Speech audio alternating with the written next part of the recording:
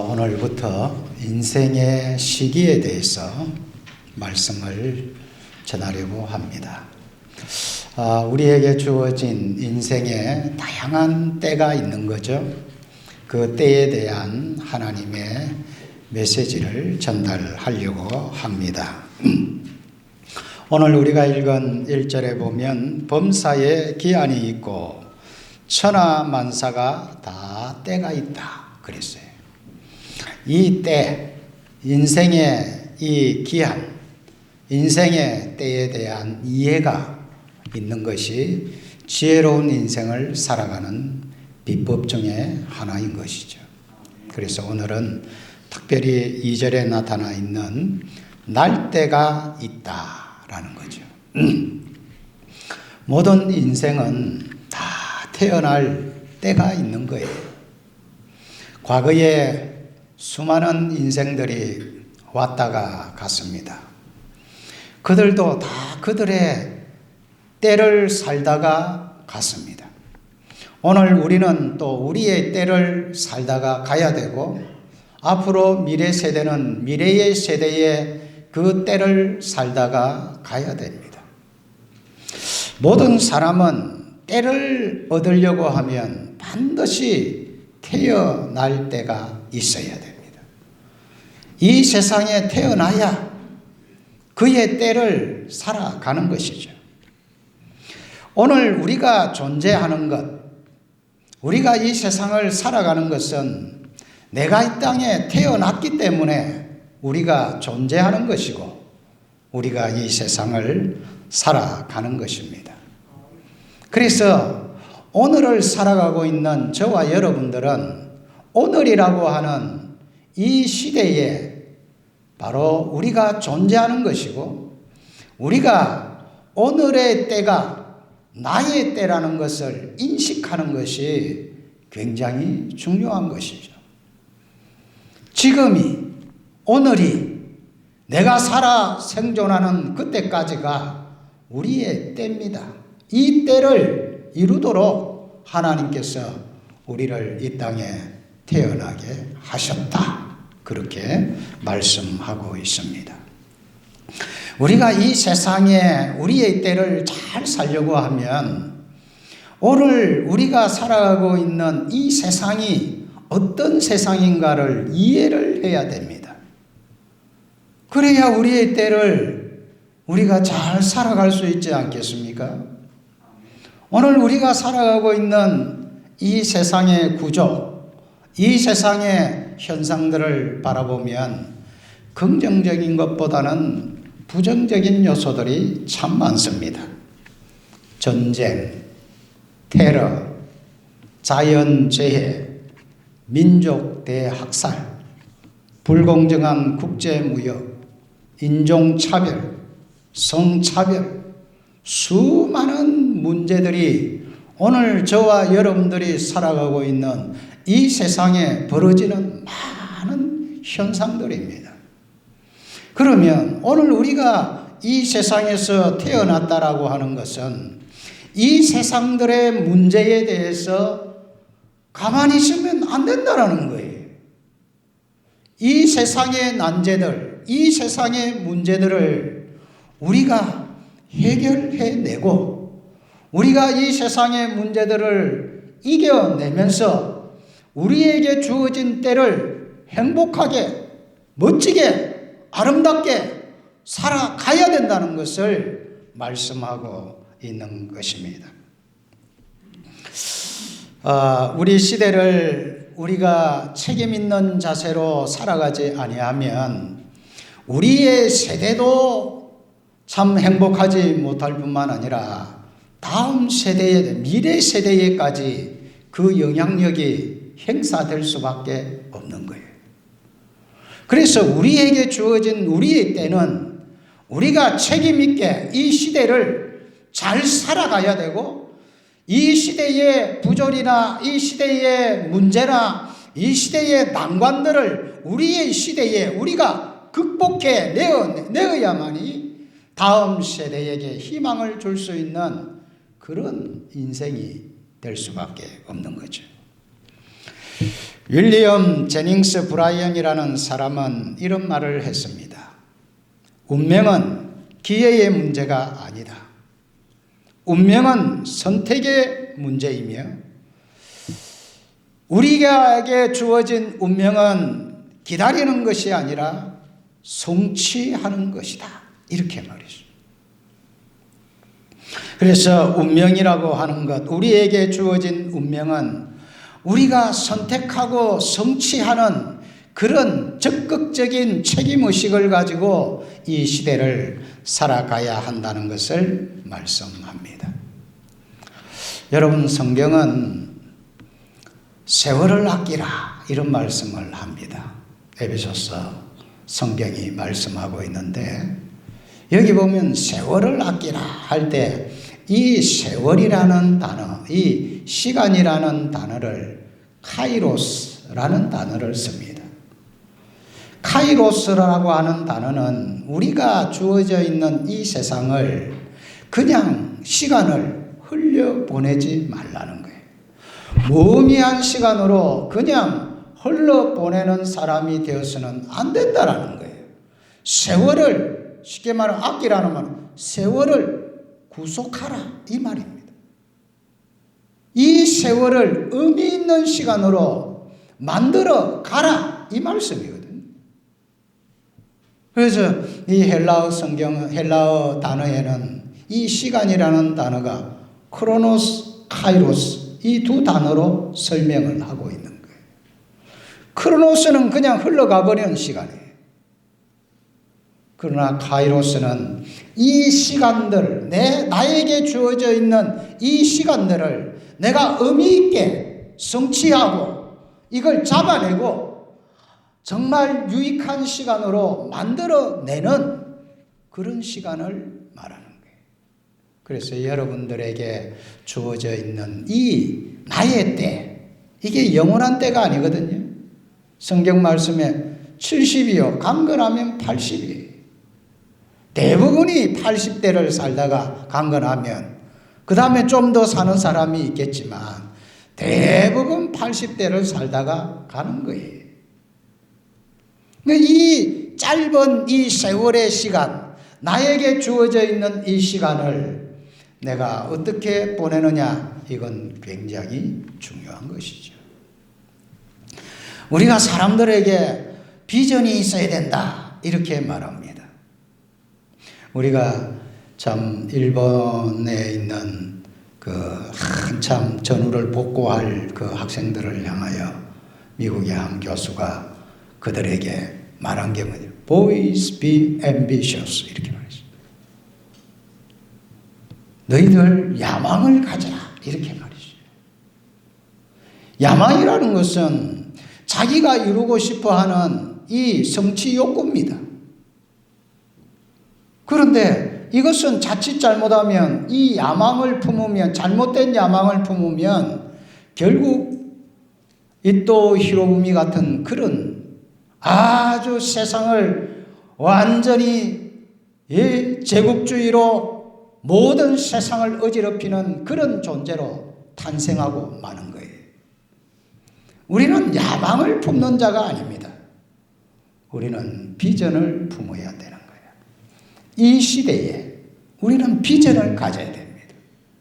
그러면 우리가 이 시대에 이 비전이라는 것은 두 가지가 반드시 있어야 됩니다. 하나는 내가 누구인가를 알아야 돼요. 내가 누구인가를 모르면 우리가 이 시대에 비전 있는 인생이 되지 못해요.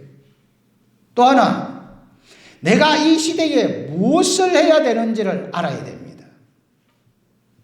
하나님께서 나를 이 땅에 왜 태어나게 했는가? 그 하나님이 나에게 주신 그 사명이 무엇인가? 이것을 우리가 붙잡아야 우리가 이 땅을 비전 있는 인생을 살아갈 수가 있는 거예요. 그래서 우리가 이 세상에 살아가면서 우리의 때에 하나님께서 나에게 주어진 사명이 무엇인가? 하나님은 나를 통해서 이 땅에 우리의 때를 삶을 어떻게 살기를 원하시는가? 그것을 분명하게 인식하는 것이 우리가 이 시대를 잘 살아갈 수 있는 비법인 거예요.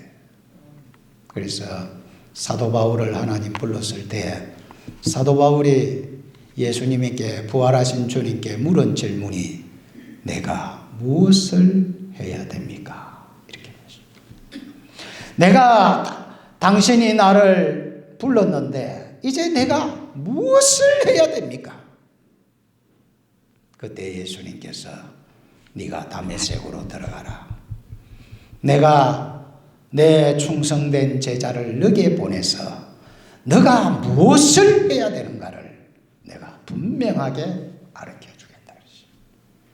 그래서 예수님께서 아나니아라는 제자를 파송해서 사도 바울이 앞으로 무엇을 해야 되는가를 분명하고 확실하게 일깨워 주었고, 사도 바울은 그 부름에 입각하여 그의 전생애를 주님의 부르심에 응답하고 주님이 나에게 맡겨진 일에 대해서 최선을 다한 것입니다.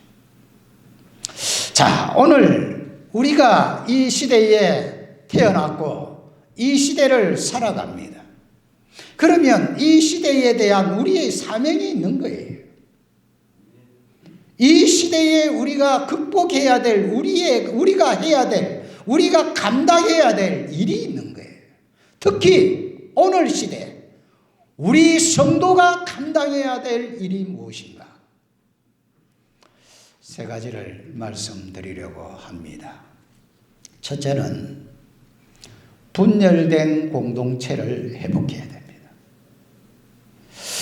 오늘의 시대를 우리가 개인주의 시대라고 말을 합니다. 여러분, 개인주의라고 하는 것은 다 나쁜 것이 아닙니다.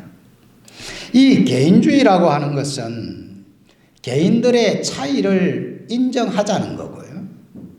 또 이 개인주의라는 것은 개인의 권리를 인정하자는 거예요. 개인의 선택을 존중해야 되고 개인이 가지고 있는 관심을 존중해야 된다는 것이 이 개인주의입니다. 이 개인주의가 어떤 면에서 잘못된 건 아니에요. 이런 것들을 우리가 서로 존중하고 인정하고 사는 것 그 자체가 잘못된 것이 아닙니다. 그런데 문제는 뭐냐? 이 개인주의가 팽배해지면 무너지게 하는 것이 뭐냐면 공동체 의식을 완전히 망가뜨려 버린다는 거예요. 공동체 의식을 완전히 상실케 만드는 그 주 범인이 바로 뭐냐? 이 개인주의입니다. 그런데 이 개인주의를 역사적으로 보면 경건주의나 오늘 시대를 보면 이 심리학 쪽에서 이 개인주의의 이 죄악에 대한 이 부분을 아주 무시해버리는 이런 현상들이 있습니다. 개인의 책임, 개인의 선택은 존중하지만 개인에 대한 책임을 완전히 무시해버려요. 그래서 너의 지금 현상, 너에게 지금 일어나는 모든 현상과 잘못은 너의 책임이 아니다. 이렇게 부정을 하는 거예요.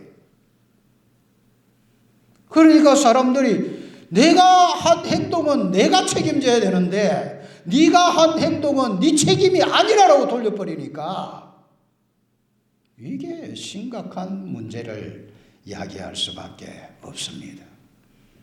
결국 이것은 공동체 의식을 상실하게 만드는데 이 공동체 의식이 상실되면 문제가 뭐냐 하면 모든 사람들이 소외감을 가지고 살 수밖에 없어요. 이 공동체 의식이 망가져 버리면 요즘 고독사가 많이 일어나잖아요. 일본에서도 히키코모리라 그래서 이 완전히 운둔행 인간들이 많아지잖아요. 이 운둔행 인간들이 많아지고 고독사가 많아지는 이유가 뭐냐? 공동체가 이게 깨어졌기 때문인 거예요. 공동체 의식이 깨어졌기 때문에 공동에 대한 의식 자체를 이제는 아주 망가뜨려 버리는 거죠. 그래서 다른 사람의 이름에 대해서도 관심이 없습니다. 다른 사람과의 만남도 별로 관심이 없어요. 오늘의 시대는 오직 자기 일에만 관심이 많습니다. 내 일 하기도 바쁘다는 거예요. 또 내 일에 간섭하지 말라는 겁니다. 근데 문제는 뭐냐? 내가 이 개인주의는 자기 발전, 개인의 발전, 개인의 편안함은 추구해요. 근데 개인의 책임을 완전히 무시해버리기 때문에 이것이 우리 사회를 병들게 만들어버리는 거예요. 그래서 우리는 이 공동체 의식을 회복해야 됩니다. 특별히 이 종말의 시대를 살아가고 있는 우리들에게 성경은 우리에게 말씀하시기를 모이기를 피하는 어떤 자의 습관과 같이 하지 말고 그날이 가까움을 볼수록 더욱 모이기에 힘쓰라고 말씀합니다. 왜 성도들이 모여야 되는가? 요즘에는 가난한 성도들도 많아요. 가난한 뜻이 뭐냐 하면 거꾸로 하면 안 나가 이 말이에요. 안 나갑니다. 이제 교회를 안 나가고 전부 다 뭐 하고 있느냐? 앉아가지고 이 인터넷 보고 앉아가지고 예배 드리고 그렇게 해요. 그건요 개인주의, 이기주의. 코로나 때문에 어쩔 수 없는 경우가 있지만 이것이 습관화되어서 그게 편리하다고 해서 아예 가난한 성도가 되어버리면 결국은 세상은 공동체 의식을 망가뜨리고 결국은 세상은 개인주의의 극대화를 치달을 수밖에 없는 거예요. 우리는 이 분열되어져 가는 이 공동체 의식을 회복해야 될 책임이 저와 여러분들에게 있고 그래서 여러분 성도들 여러분 구역 모임이 지금 잘 안 하죠? 이거 회복해야 됩니다. 구역 모임 회복하고 성도들이 다시 가정에서 모이고 서로 교제하고 떡을 떼고 사랑을 나누고 서로에 대한 관심을 가지고 이것부터 교회가 해야 되는 거예요. 우리 구역장님들 오늘 구역장 모임도 있는데 다시 복원시켜야 됩니다. 이 분열된 세상 따라 우리도 편리하게 안 모이면 편할 것 같지만 그건 우리 시대의 사명이 아닙니다. 우리는 우리 시대의 사명을 회복해야 됩니다. 자녀들도 될 수 있으면 많이 낳도록 힘써야 되고 어제 우리 사역훈련 하면서 60별 이제 가까이 오고 있는 이런 분들 하나님이 허락하면 아브라함이 100세에 하나님 자식을 주셨듯이 나도 한번 시도해 봤으면 그런 생각이 있습니다. 다음부터 할렐루야 하고 같이 웃고 그래 했습니다. 여러분 그런 거예요. 이 공동체 의식을 회복하고 우리가 지금 이 출산율이 떨어지면서 모든 사회 문제, 경제 문제 다 지금 출산율과 연관되어져 있잖아요. 우리 교회에서부터 이거 회복시켜야 되고 부득이하게 자녀가 많이 출산하지 못하는 경우면 교회에서 서로 믿음의 형제들끼리 자녀들끼리 자주 모여서 그래서 주일학교 보내야 되는 거예요. 중고등부 보내야 되고 믿음의 형제들과 함께 어릴 때부터 교제하고 교통하는 이런 훈련이 필요하다는 거예요.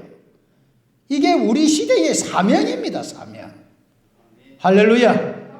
두 번째, 우리가 우리 시대에 하나님의 사명을 극복하기 위해서는 두 번째로 해야 될 일이 뭐냐?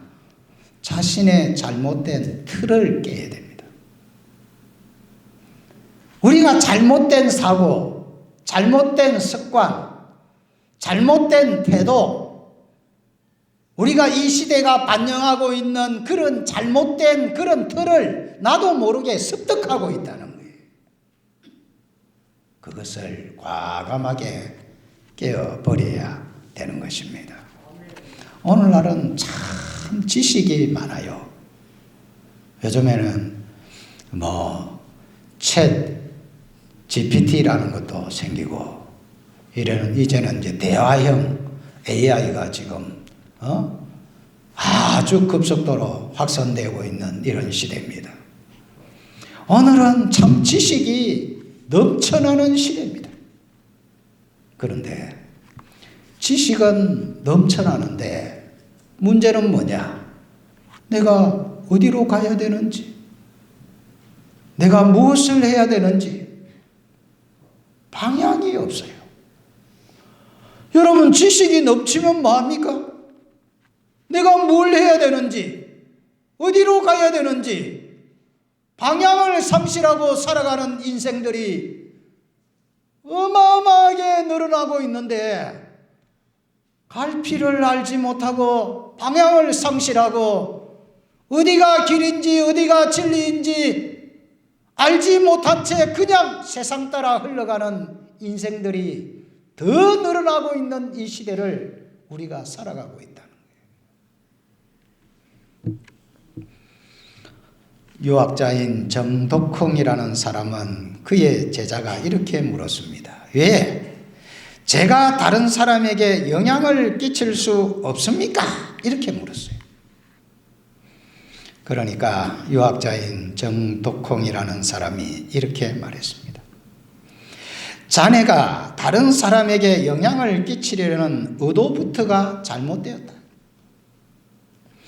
현인들은 스스로 올바르게 행동하면 다른 사람도 즉각적으로 자신의 행동을 올바르게 고쳤다.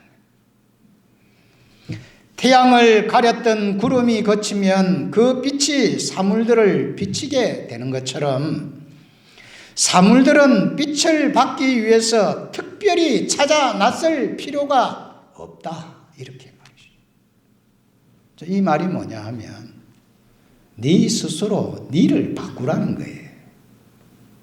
너가 바뀌면 세상도 바뀐다는 거예요.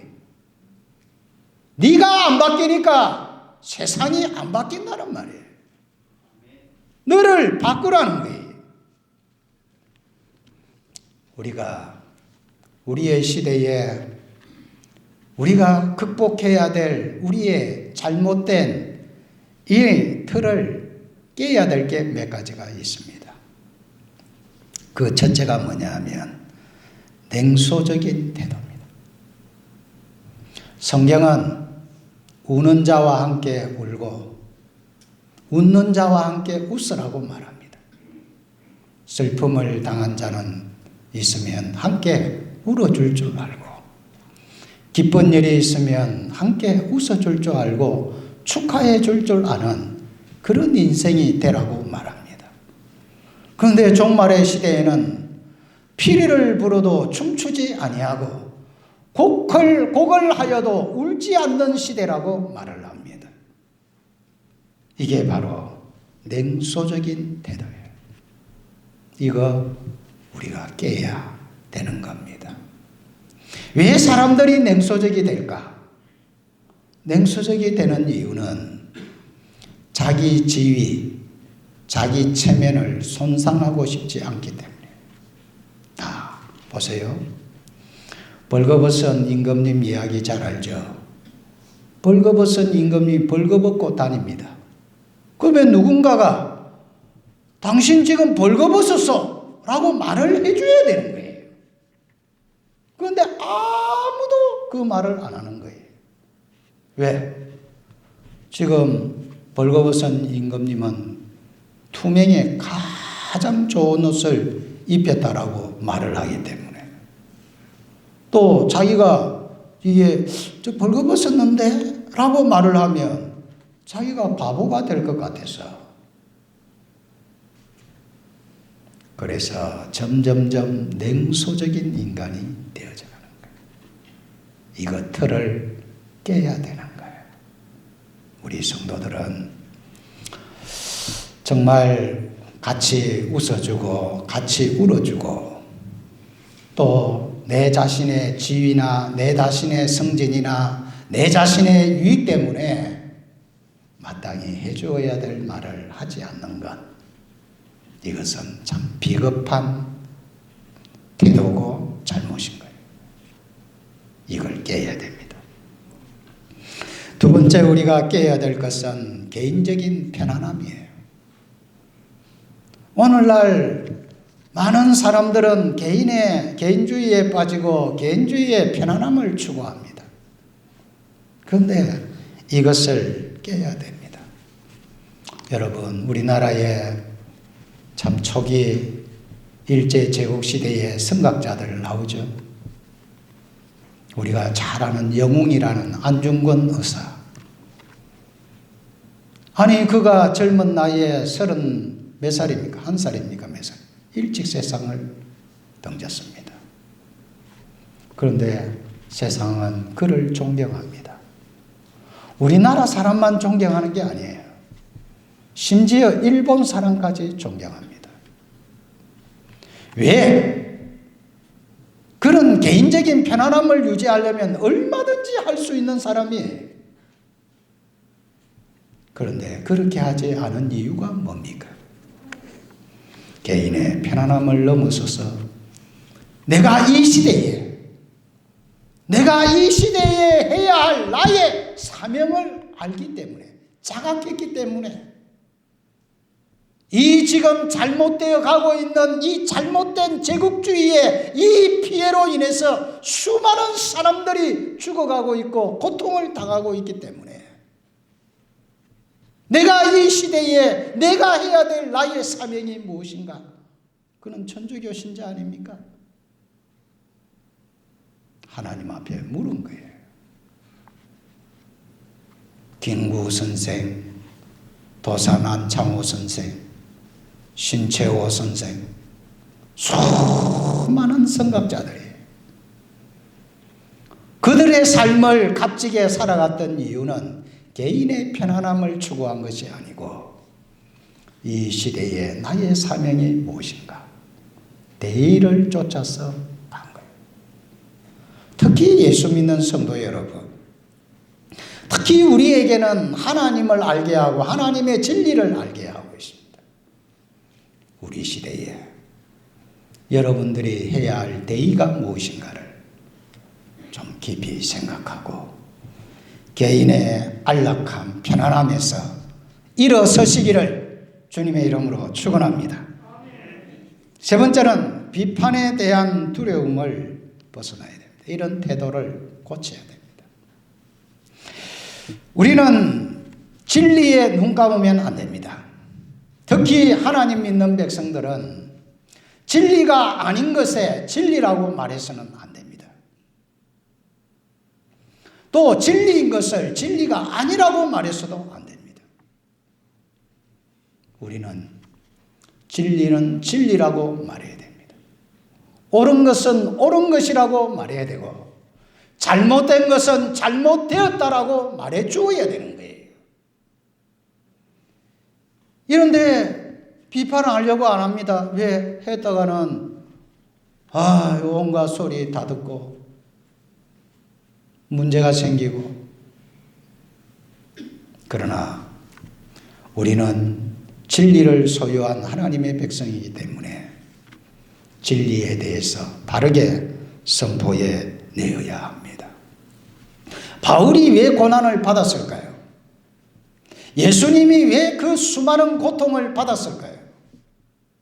예수님은 하나님의 대의를 이루기 위한 것이고 사도 바울 역시 그를 부르신 주님의 나라를 위해서 주님이 주신 잘못된 그동안 율법주의에 사로잡혀서 잘못된 것에 현혹되어 그의 인생을 낭비했던 자신의 인생을 회개하고 참된 진리 안에 하나님의 빛을 소유한 복된 인생이 되라고 그는 수많은 위험과 고통과 아픔을 다 감수하면서 그의 진리의 빛을 선포해 낸 것입니다.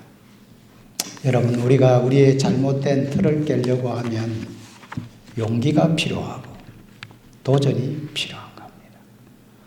여러분, 단순히 우리가 오랫동안 사는 것, 건강하게 오랫동안 사는 것이 여러분의 목표라고 한다면 여러분은 비겁한 인생 살다가 끝날 수 있습니다.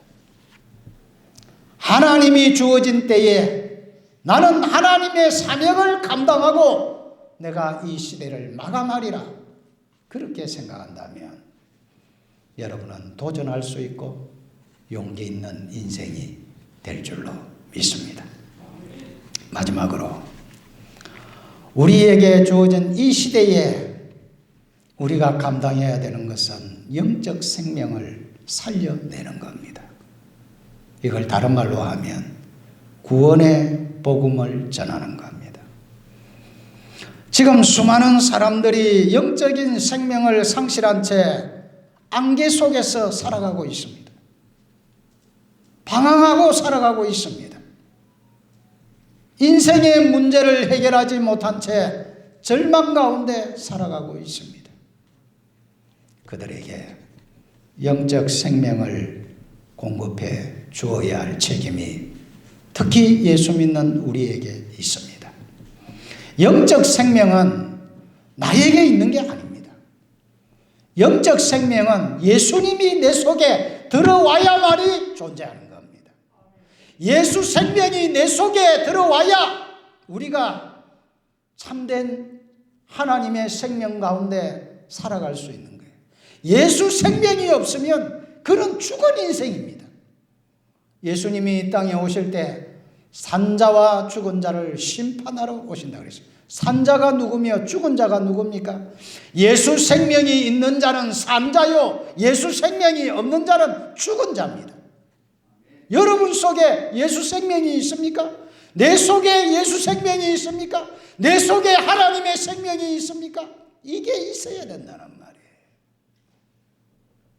그러려면 우리가 해야 할 일이 뭐냐?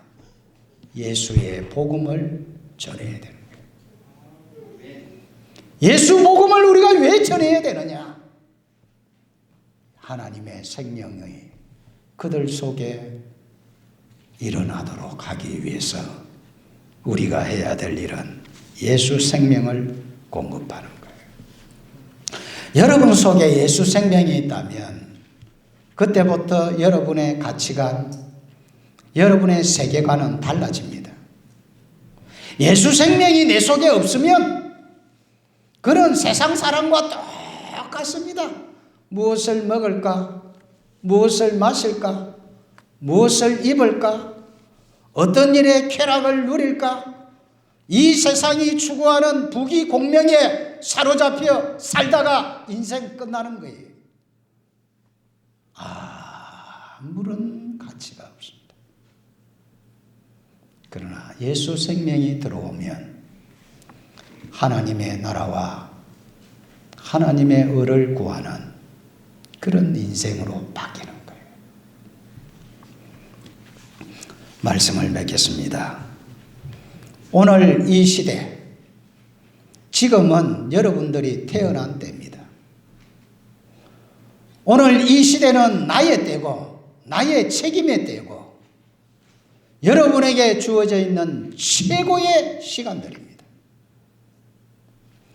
지금 이 때가 지나면 나에게는 더 이상 때가 오지 않습니다.